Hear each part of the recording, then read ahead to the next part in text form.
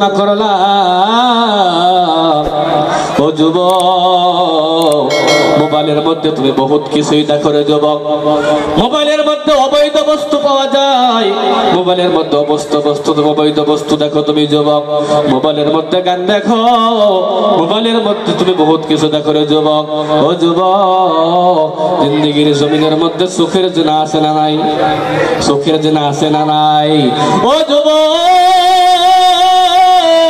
দুনিয়ার জমিনে কত গুনাহ করলাম, দুনিয়ার জমিনের মধ্যে বহুত গুনাহ করছো রে যুবক। ও যুবক, আমি আপনাদেরকে বলবো, আমরা সকলেই মিলে তওবা করব ইনশাআল্লাহ। আমরা সকলেই তওবা করব। তো দুইটা হাত তুলে দেখাই, দুইটা হাত তুলে দেখাই। লিল্লাহি তাকবীর। আল্লাহ তুমি সকলের হাতকে কবুল মঞ্জুর করে নাও। ও বন্ধু, গভীর মনোযোগ দিয়ে কথাগুলো শুনবেন। দুনিয়ার জমিনের মধ্যে যত বেশি তওবা করতে পারবে, যত বেশি তওবা করবেন, যত বেশি তওবা করবেন রে বন্ধু, আল্লাহ আপনার আমার দোয়া তত বেশি কবুল করে নেবে। জোরে কোন সুবহানাল্লাহ। ও যুবক, ইমাম আহমদ ইবনে হাম্বল নাম শুনছেন নাই? ইমাম আহমদ ইবনে হাম্বল, আমরা যাকে হাম্বলি মুযহাব বলি, কথা বলেন ঠিক না ঠিক? মাযহাব কয়টা? চারটা, হানাফি, শাফিঈ, মালিকি, হাম্বলি। ইমাম আহমদ ইবনে হাম্বল রাহমাতুল্লাহ আলাইহি দুনিয়ার জমিনে কোন কোন রাওয়ায়াতের মধ্যে পাওয়া যায় তিনি 4 লক্ষ হাদিস মুখস্থ করেছিলেন। জোরে কোন সুবহানাল্লাহ। কয় লক্ষ হাদিস মুখস্থ করছেন গো? 4 লক্ষ হাদিস দুনিয়ার জমিনের মধ্যে মুখস্থ করেছেন। ও বন্ধু, দুনিয়ার জমিনের মধ্যে বড় মুহাদ্দিস ছিলেন, বড় ফকিহ ছিলেন। গভীর মনোযোগ দিয়ে কথাগুলো শোনার চেষ্টা করবেন রে বন্ধু। তিনি একদিন দুনিয়ার জমিনের মধ্যে বাড়ি থেকে বাহির হয়ে গেলেন হাদিস কালেকশন করার জন্য। হাদিস কালেকশন করার জন্য যখন বাড়ি থেকে বাহির হয়ে গেলেন, রাস্তা দিয়ে যাইতেছেন, রাস্তা দিয়ে যাওয়ার পর হঠাৎ করে মাগরিবের আযান হয়ে গেল। মাগরিবের নামাজ পড়ে গেলেন। মাগরিবের নামাজ পড়ার পর আরো কিছু দূর চলে গেলেন রে বন্ধু, এশার নামাজের সময় হয়ে গেল। এশার নামাজের সময় যখন হয়ে গেল, একটা রাস্তার কিনারার মধ্যে মসজিদ পাইলেন। সঙ্গে সঙ্গে ইমাম আহমদ ইবনে হাম্বল মসজিদের মধ্যে চলে গেলেন। জোরে কোন সুবহানাল্লাহ। এশার নামাজ পড়ে নিলেন রে বন্ধু। এশার নামাজ যখন পড়ে নিলেন, সকল মানুষ লাহে লাহে চলে যায়। ইমাম আহমদ ইবনে হাম্বল মসজিদ থেকে বাহির হয় না। মসজিদের মুয়াজ্জিন ডাক দিয়া বললেন, ভাইজান আপনি কে? আপনাকে তো চিনতে পারলাম না। ডাক দিয়া বলল, হুজুর আমি একজন মুসাফির, আমি দুনিয়ার জমিনের মধ্যে একজন মুসাফির হুজুর। আমি আপনাদের এই মসজিদের মধ্যে রাতটুকু থাকতে চাই। আমি সকালবেলা ফজরের নামাজ পড়ে আপনাদের এই মসজিদ থেকে বিদায় হয়ে যাব। জোরে কোন সুবহানাল্লাহ। ডাক দিয়ে বললেন, না না না, আমরা তো আপনাকে চিনতে পারি না, আমি তো আপনাকে চিনি না, আপনাকে মসজিদের মধ্যে থাকতে দেওয়া হবে না রে বন্ধু। জামানার সবথেকে বড় ফকিহ, জামানার সবথেকে বড় আলিম হলো, ওই জামানার মধ্যে সবথেকে বড় আলিম হলো ইমাম আহমদ ইবনে হাম্বল। উনি ওনার পরিচয়টা কিন্তু দিলেন না। জোরে কোন সুবহানাল্লাহ। আমাদের যদি পাওয়ার থাকে, কোন জায়গার মধ্যে যদি আমরা চাই, আমরা আমাদের পরিচয় দেই। কথা বলেন ঠিক না ঠিক? আমি অমুক, আমি মেম্বারের ছেলে, আমি প্রেসিডেন্টের ছেলে, আমি এমএলএর ছেলে, আমি এমপির ছেলে, আমি মিনিস্টারের ছেলে। নিজের পরিচয় দিয়ে আমরা দুনিয়ার জমিনের মধ্যে ভ্রমণ করি রে বন্ধু। এত বড় আলিম দুনিয়ার জমিনের মধ্যে নিজের পরিচয় গোপন করে গেলেন। জোরে কোন সুবহানাল্লাহ। মসজিদে থাকতে দিলেন না, মসজিদ থেকে বাহির করে দিলেন। ইমাম আহমদ ইবনে হাম্বল মসজিদ থেকে বাহির হয়ে চলে গেলেন রে বন্ধু। এবার ইমাম আহমদ ইবনে হাম্বল রাহমাতুল্লাহ আলাইহি রাস্তা দিয়ে লাহে লাহে করে যাওয়া আরম্ভ করে দিলেন। যাইতেছেন যাইতেছেন যাইতেছেন যাইতেছেন, বহুত দূর থেকে দেখা যাইতেছে একটা ছোট্ট আলো, একটা বাজারের কিনারার মধ্যে, রাস্তার কিনারার মধ্যে টিমটিমি আলো দেখা যাইতেছে। একজন যুবককেও দেখা যাইতেছে। জোরে কোন সুবহানাল্লাহ। ও যুবক, পা দুটো আগায়া দাও, পায়ের মধ্যে হাত রেখে বলে, যাই রে যুবক, পৃথিবীর জমিনের মধ্যে যত বেশি তওবা করবা আমার আল্লাহ তোমাকে তত বেশি কবুল করে নেবে। জোরে কোন সুবহানাল্লাহ। এ বন্ধু, লাহে লাহে করে ইমাম আহমদ ইবনে হাম্বল ওই আলোর দিকে যাওয়া আরম্ভ করে দিলেন। যাইতেছেন যাইতেছেন, যখন নিকটবর্তী হয়ে গেছেন দেখেন একজন যুবক রাস্তার কিনারার মধ্যে দাঁড়ায়া দাঁড়ায়া রুটি বাজতেছে। জোরে কোন সুবহানাল্লাহ। রুটি বাজতেছে রে বন্ধু। ওই ইমাম আহমদ ইবনে হাম্বল যখন ওই দৃশ্য দেখলেন, দেখার পরে যুবক তার পাশে গিয়ে বললেন, ও যুবক ভাই, আমি একজন পথিক, আমি তোমার কাছে একটু জায়গা চাই, এই জায়গাতে সারা রাত কাটাইয়া দেব, সকাল হলে আমি এখান থেকে চলে যাব। যুবক ডাক দিয়ে বলল, হুজুর কোনো সমস্যা নাই, কোনো সমস্যা নাই, আপনি এখানে থাকেন, আপনার কোনো অসুবিধা হবে না। জোরে কোন সুবহানাল্লাহ। যুবক তার কথা শুনে ইমাম আহমদ ইবনে হাম্বল চুপচাপ ওই কিনারার মধ্যে চুপচাপ বসে রইলেন রে বন্ধু। কিছু সময় পরে দেখে যুবক মাঝে মাঝেই বলে আস্তাগফিরুল্লাহ। দুনিয়ার মধ্যে জমিনের মধ্যে যুবকটা কিছুক্ষণ পরে পরে আস্তাগফার পরে, কিছুক্ষণ পরে পরে আস্তাগফার পরে, বহুত সময় যখন চলে গেল ডাক দিয়ে বলল, যুবক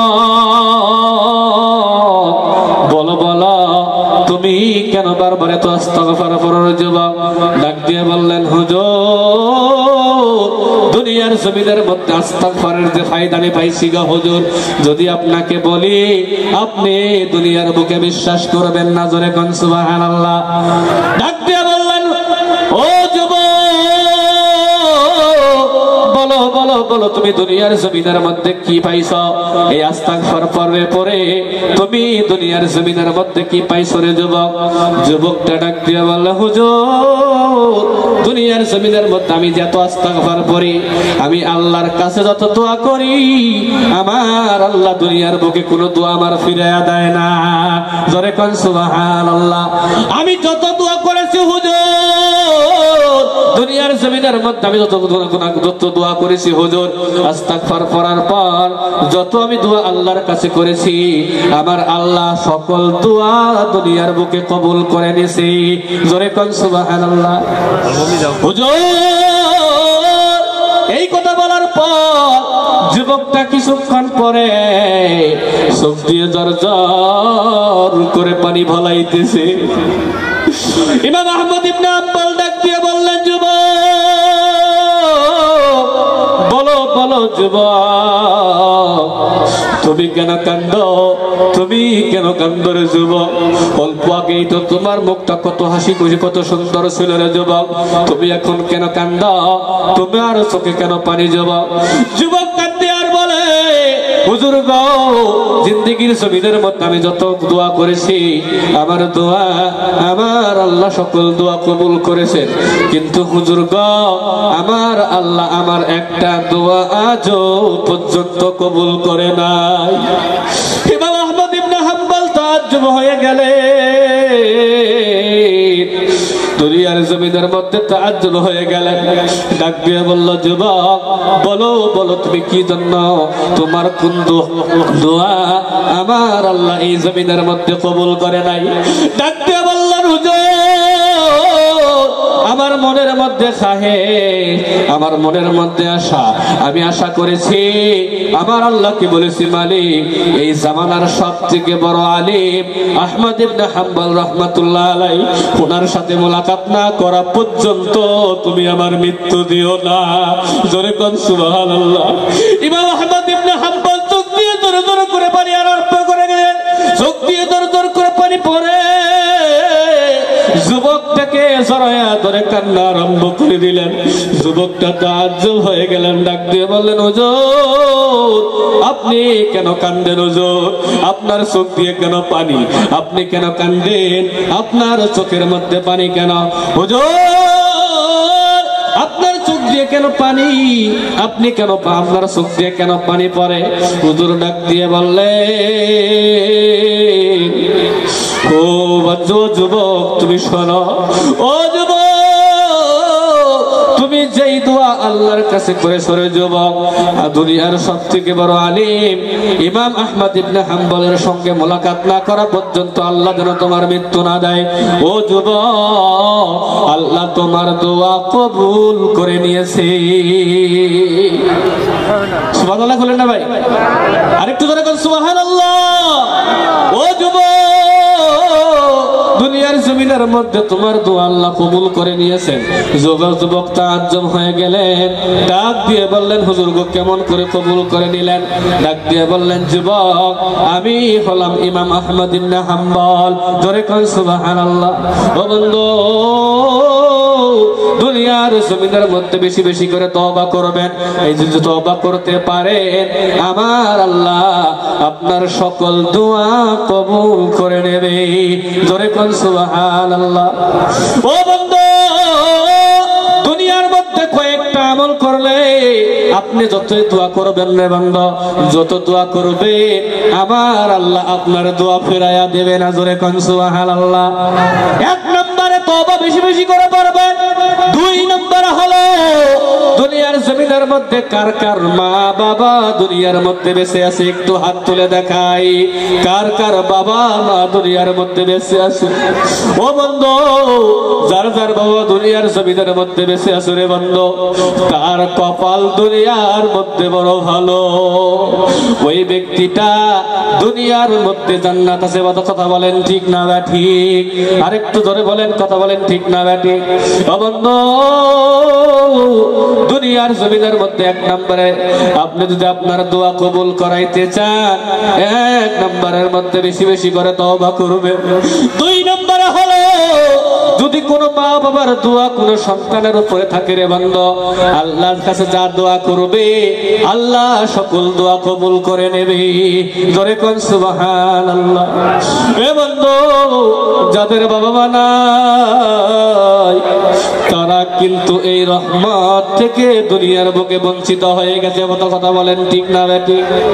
ও বন্ধু, যাদের বাবা মা বেঁচে আছে আমি আপনাদের পা দুটো ধরে ধরে বলবো রে যুবক, দুনিয়ার মধ্যে যাদের মা বাবা বেঁচে আছে আপনারা কোনোদিন মা বাবাকে কষ্ট দিবেন না ইনশাআল্লাহ। দুইটা হাত তুলে দেখাই, ইনশাআল্লাহ কোনোদিনও কষ্ট দেব না। দুইটা হাত তুলে দেখাই। আল্লাহ তুমি সকলের হাতকে কবুল মঞ্জুর করে নাও। এত হাল্লা হইতেছে কে দিয়ে? মহিলার প্যান্ডেল লাগিয়ে দিই মা বোনদের, এদিকে প্যান্ডেল খাবে মা বোনদের প্যান্ডেল লাগিয়ে। মা বোনের আমি আপনাদেরকে লক্ষ্য করে বলতেছি, আপনারা হাল্লা করবেন না। এমন করে যদি হাল্লা করেন পর্দার খেলাফ হবে। মা আমি আপনাদের অনুগ্রহ করে বলতেছি, আপনাদের পা দুটা জড়াই ধরে বলতেছে, মা হাল্লা করবেন না।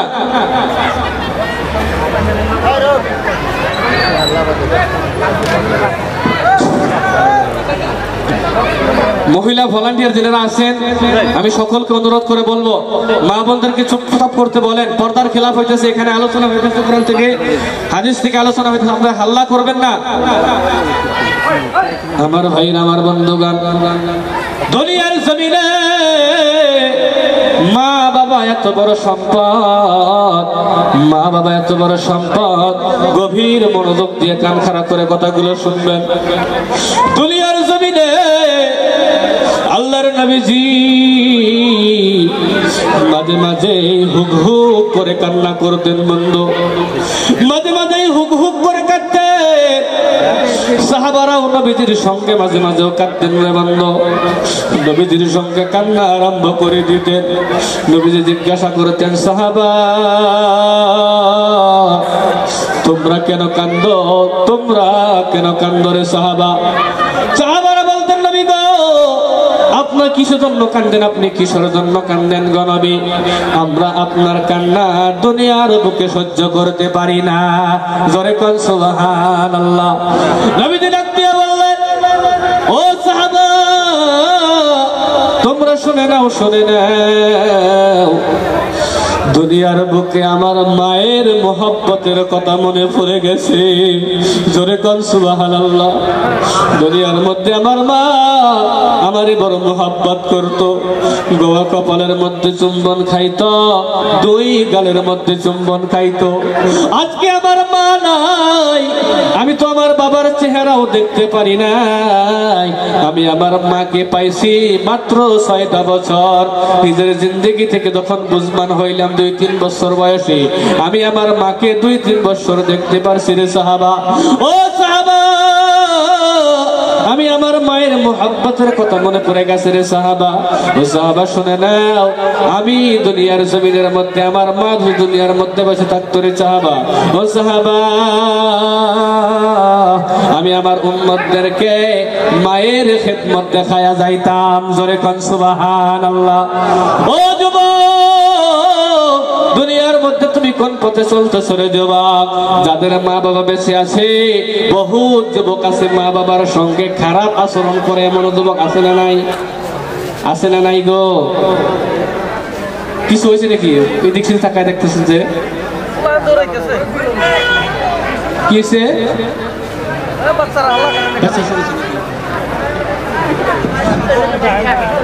সকলে বলেন লা ইলাহা ইল্লাল্লাহ। জোরে লা ইলাহা ইল্লাল্লাহ। জোরে লা ইলাহা ইল্লাল্লাহ। লা ইলাহা ইল্লাল্লাহ। জোরে লা ইলাহা ইল্লাল্লাহ। জোরে লা ইলাহা ইল্লাল্লাহ। লা ইলাহা ইল্লাল্লাহ মুহাম্মাদুর রাসূলুল্লাহ। জোরে বলেন সাল্লাল্লাহু আলাইহি ওয়াসাল্লাম। ও যুবক, যাদের বাবা দুনিয়ার জমিনের মধ্যে বেঁচে আছে রে যুবক, ও যুবক, পায়ের মধ্যে হাত রেখে বলে যাই রে যুবক, দুনিয়ার জমিনে মা বাবাকে কোনোদিন কষ্ট আমরা দিব না ইনশাআল্লাহ। সকলে দুইটা হাত তুলে দেখাই, দুইটা হাত তুলে দেখাই। লিল্লাহি তাকবীর। আল্লাহ তুমি সকল যুবককে কবুল করে নাও। ও যুবক, দুনিয়ার জমিনের মধ্যে আমরা কোনোদিন মা বাবাকে কষ্ট দেব না ইনশাআল্লাহ। ও বন্ধু, মায়ের দোয়া কত বড় জিনিস, মায়ের দোয়া কত বড় জিনিস, গভীর মনোযোগ দিয়ে শুনবেন। দুনিয়ার জমিনে আল্লাহর নবীজি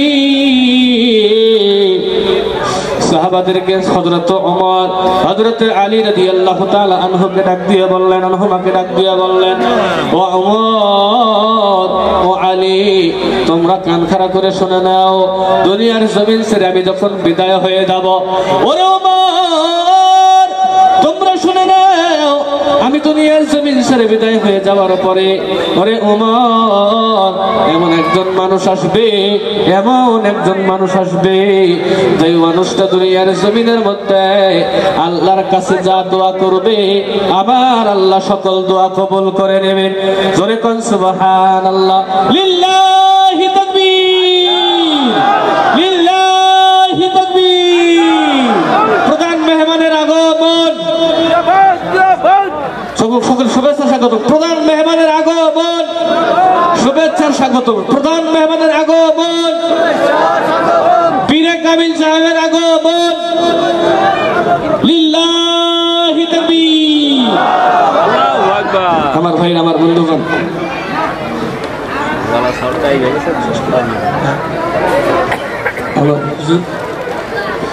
আমার ভাই, আমার বন্ধুগণ,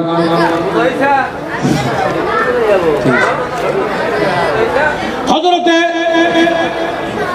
ওমর ফারুক রাদিয়াল্লাহু তাআলা আনহুকে আল্লাহর নবী ডাক দিয়ে বললেন, ওরে ওমর, তুমি শুনে নাও, আমি দুনিয়ার জমিন ছেড়ে চলে যাওয়ার পরে আমার একজন উম্মত দুনিয়ার জমিনের মধ্যে আসবে। ওই আমার উম্মতের সঙ্গে যখন তোমাদের দেখা হবে, তোমরা তোমাদের জন্য আল্লাহর কাছে দোয়া চেয়ে নিও। জোরে কোন সুবহানাল্লাহ। আল্লাহর নবীর সাহাবা হযরত ওমর, তিনাদের মতো ফজিলতপূর্ণ মানুষ কি দুনিয়ার বুকে আছে? দুনিয়ার বুকে আছে গো। আল্লাহর নবী যে এত সুন্দর করে জানাইয়া দিলেন রে বান্দা, ওরে ওমর, আমার পরে আমার একজন উম্মত দুনিয়ার জমিনের মধ্যে আসবে, আমার ওই উম্মতের কাছ থেকে তোমরা দোয়া চেয়ে নিয়ে জোরে কোন সুবহানাল্লাহ। হযরত ওমর তাআজ্জুব হয়ে গেলেন, আল্লাহর নবীর মুখ থেকে এত সুন্দর কথা, আল্লাহর নবীর মুখ থেকে এমন কথা বাহির হয়ে গেল, মনে হয় মানুষটা দুনিয়ার জমিনের মধ্যে বড় ভালো মানুষ, দুনিয়ার জমিনের মধ্যে বড় মানুষ। আল্লাহর নবীর ইন্তেকাল হয়ে গেলেন, আল্লাহর নবী দুনিয়ার জমিন ছেড়ে বিদায় হয়ে গেলেন রে বান্দা। দুনিয়ার জমিন ছেড়ে বিদায় হয়ে যাওয়ার পর হযরত আবু বকর খলিফা হইলেন। হযরত আবু বকর খলিফা হওয়ার পরে তিনার খলিফা তিনি যখন দুনিয়ার জমিন ছেড়ে চলে গেলেন, তিনি চলে যাওয়ার পরে হযরত ওমর খলিফা হয়ে গেলেন, জোরে কোন সুবহানাল্লাহ। হযরত ওমর মসজিদে নববীর মধ্যে বসে আছেন, একদিন খুতবা দিতেছেন, খুতবার শেষে ডাক দিয়ে বললেন, করণ থেকে কোনো মানুষ আসছে নাকি? আল্লাহর নবী নাম বলে দিয়েছিলেন, ওই আমার উম্মতটার নাম হবে ওয়াইস কারনি, জোরে কোন সুবহানাল্লাহ। এবং ওই মানুষটার বাড়ি থেকে করণ নামক দেশের মধ্যে জায়গার মধ্যে এবং হযরত ওমর রাদিয়াল্লাহু তাআলা আনহু সাহাবাদেরকে, আল্লাহর নবীর সাহাবাদেরকে ডাক দিয়ে বললেন, ও ভাইরা, আপনারা বলেন তো দেখি করণ থেকে কোন ভাই আসছেন? একজন লোক দাঁড়ায় বলে, জি হুজুর, আমি করণ থেকে এসেছি। সঙ্গে সঙ্গে ডাক দিয়ে বললেন, ও ভাই বলেন আপনাদের এলাকার মধ্যে ওয়াইস কারনি নামের কোন মানুষ আছে নাকি? বলেন। ডাক দিয়ে বললেন, হুজুর, ওয়াইস কারনি নামের মানুষ আছে, ওই ওয়াইস কারনি দুনিয়ার মধ্যে বড় দুর্বল, একেবারে সাদা সিধা মানুষ, দুনিয়ার জমিনের মতো পাগলের মতো থাকে হুজুর। ডাক দিয়ে বললেন, ও আল্লাহর নবীর সাহাবা, ও ভাইজান, দুনিয়ার জমিনের মধ্যে ওই মানুষটা পাগল হতে পারে না, ওই মানুষটা পাগল হতে পারে না, দুনিয়ার মধ্যে আপনি হলেন বড় পাগল। কথা বলেন ঠিক না ঠিক? আল্লাহর নবীজি দোয়া নেওয়ার জন্য ওমরকে আদেশ করে গেলেন। আচ্ছা বলেন তো, সেই মানুষটা কি দুনিয়ার মধ্যে পাগল হইতে পারে? পাগল হবে না, পাগল হবে না রে বন্ধু। হযরত ওমর ডাক দিয়ে বলল, ভাইজান, দয়া করে তোমার ঠিকানা আমাকে একটু দেন, আমি ওই জায়গার মধ্যে যাব। ঠিকানা নিলে হযরত আলীকে সঙ্গে করে নিয়ে ওই জায়গার মধ্যে যাওয়া আরম্ভ করে দিলেন। যাইতে যাইতে যাইতে যাইতে ওই জায়গার মধ্যে যখন চলে গেলেন, মানুষকে জিজ্ঞাসা করতে করতে হযরত ওয়াইস কারনি রাহমাতুল্লাহ আলাইহি ওনার কাছে যখন পৌঁছে গেলেন, গিয়ে দেখে ওয়াইস কারনি দুনিয়ার মধ্যে নামাজ আরম্ভ করে দিয়েছে, জোরে কোন সুবহানাল্লাহ। জমিনের মধ্যে নামাজ পড়তেছেন ওয়াইস কারনি, ওনারা দুইজন বিছানার মধ্যে গিয়ে দাঁড়ায় রয়েছেন রে বন্ধু, পিছনে গিয়ে দাঁড়ায় রয়েছেন, পিছনের মধ্যে গিয়ে দাঁড়ায় রয়েছেন। ও বন্ধু, ওয়াইস কারনি যখন টের পাইলেন পিছনের মধ্যে কোন মানুষ এসে দাঁড়ায় রয়েছে, সঙ্গে সঙ্গে নামাজটা একটু শর্ট করে দিলেন, নামাজটা তাড়াতাড়ি পড়লেন। নামাজ পড়ার পরে পিছনে তাকায় দেখে দুইজন পথিক নামাজের মধ্যে যখন নামাজটা শেষ করে দিলেন, দুইজন পথিক এসে দাঁড়ায় রয়েছেন। দাঁড়ায় থাকার পর দুইজন পথিককে জিজ্ঞাসা করলেন, ভাই আপনি কি? সালাম করলেন, ভাই আপনারা কি? ডাক দিয়ে বললেন, আপনার নাম কি? হযরত ওয়াইস কারনিকে হযরত আলী জিজ্ঞাসা করলেন। হযরত ওমর জিজ্ঞাসা করলেন, ও ভাই আপনার নাম কি? দয়া করে একটু খুলে বলেন। ডাক দিয়ে বললেন, আমার নাম হলো, আমি আল্লাহর বান্দা, জোরে কোন সুবহানাল্লাহ। আমি আল্লাহর বান্দা, আমার পরিচয় হলো আমি আল্লাহর বান্দা। হযরত ওমর হযরত আলী রাগান্বিত হয়ে গেলেন। রাগান্বিত হয়ে যাওয়ার পর ডাক দিয়ে বললেন, আপনি কি নাকি চিনেছেন? ইনি হলেন আমিরুল মুমিনিন হযরত ওমর রাদিয়াল্লাহু তাআলা আনহু, জোরে কোন সুবহানাল্লাহ। আমিরুল মুমিনিন, এটাকে তো আপনি চিনতে পারেন নাই বলে আপনি এমন কথা বলতেছেন। হযরত ওয়াইস কারনির থর থর করে কাঁপা আরম্ভ করে দিয়েছেন। ডাক দিয়া বললেন, হুজুর দুনিয়ার জমিনের মধ্যে আমার বড় ভুল হয়েছে গো হুজুর, দয়া করে আমারে মাফ করে দিবেন। জোরে কোন সুবহানাল্লাহ। ডাক দিয়ে বললেন ওয়াইস, দুনিয়ার জমিনের মধ্যে তিনার পরিচয় দিয়ে দিলেন। হযরত ওমর ডাক দিয়ে বললেন ওরে ওয়াইস, আল্লাহর নবী বলেছেন, আল্লাহর নবী বলে গিয়েছে তিনার উম্মতের জন্য একটু আপনি দোয়া করেন। জোরে কোন সুবহানাল্লাহ। ওয়াইস কারণের চোখ দিয়ে জোর জোর জোর জোর জোর জোর করে পানি পড়া আরম্ভ হয়ে গেল। ডাক দিয়ে বলল আপনি এত বড় একজন সাহাবা, আমার মধ্যে তো তেমন কোনো আমল নাই, তেমন কোনো আমল নাই, আমি কি দোয়া করব, আমি কি দোয়া করব? বারবার বলার পরে হযরত ওয়াইস কারণী আল্লাহর নবীর সাহাবাদের জন্য দোয়া করলেন, উম্মতের জন্য দোয়া করে দিলেন। ও যুবক, এবার হযরত ওমর, হযরত আলী আমল তালাশ করা আরম্ভ করে দিলেন। হযরত ওমর রাদিয়াল্লাহু তাআলা আনহু আমল তালাশ করা আরম্ভ করে দিলেন। ওয়াইস কারণী দুনিয়ার জমিনের মধ্যে এমন কোন আমল করত যে আমলের জন্য তিনার দোয়া আমার আল্লাহ কবুল করে নিতেন। জোরে কোন সুবহানাল্লাহ। ওয়াইস কারণী তিনার গ্রামের মধ্যে যখন চলে গেলেন, একজন মুরব্বীর সঙ্গে দেখা হয়ে গেল। ডাক দিয়া বলল হুজুর, ও হুজুর, ওয়াইস কারণী দুনিয়ার জমিনের মধ্যে এমন কোন আমল করত যে আমলের জন্য তিনার দোয়া আমার আল্লাহ কবুল করে নিতেন। জোরে কোন সুবহানাল্লাহ। ডাক দিয়া বলল হুজুর, ওয়াইস কারণী দুনিয়ার জমিনে মায়ের বড় খিদমত করতো হুজুর, মার তোর খিদমত করতো, মা আল্লাহর কাছে দোয়া করেছেন, ওগো আল্লাহ তুমি আমার ওয়াইজের সকল দোয়া কবুল করে নিও। জোরে কোন সুবহানাল্লাহ। ও বন্ধু, এই জন্য তো ওয়াইজকে আল্লাহ এত পাওয়ার দিয়েছেন। জোরে কোন সুবহানাল্লাহ। ও বন্ধু, দুনিয়ার জমিনের মধ্যে যার যার বাবা মা আছে, আমরা সকলেই বাবা মার খেদমত করবো। তো দুইটা হাত তুলে দেখাই, দুইটা হাত তুলে দেখাইয়া দেই। লিল্লাহি তাকবীর, লিল্লাহি তাকবীর। আল্লাহ তুমি সকলের হাতকে কবুল মঞ্জুর করে নাও। বন্ধুগণ আমার, যতটুকু আলোচনা করলাম, আমি একজন ছোট্ট মানুষ, আমার ভিতরে তেমন ইলমও নাই, তেমন কালামও নাই। আমার জন্য দোয়া করবেন। আমার আব্বা জান এসেছেন, আমার আম্মা জান এসেছেন, তিনাদের জন্য দোয়া করবেন। হুজুর আসছে, হুজুরের শরীর বহুত অসুস্থ, তিনি খুব এত বড় একটা ঘটনা থেকে আল্লাহ তিনাকে বাঁচায় রাখছেন। আল্লাহ যেন তিনার হায়াতের মধ্যে বরকত দান করে। সকলে বলেন আমিন, সকলে বলেন আমিন। আল্লাহ যেন তিনাকে দীর্ঘায়ু করে, আরো বহুত বছর আল্লাহ যেন বাঁচায় রাখে। এতটুকুই দোয়া নিয়ে বা দোয়া চেয়ে আপনাদের কাছ থেকে বিদায় নিলাম। আসসালামু আলাইকুম ওয়া রাহমাতুল্লাহি ওয়া বারাকাতুহু।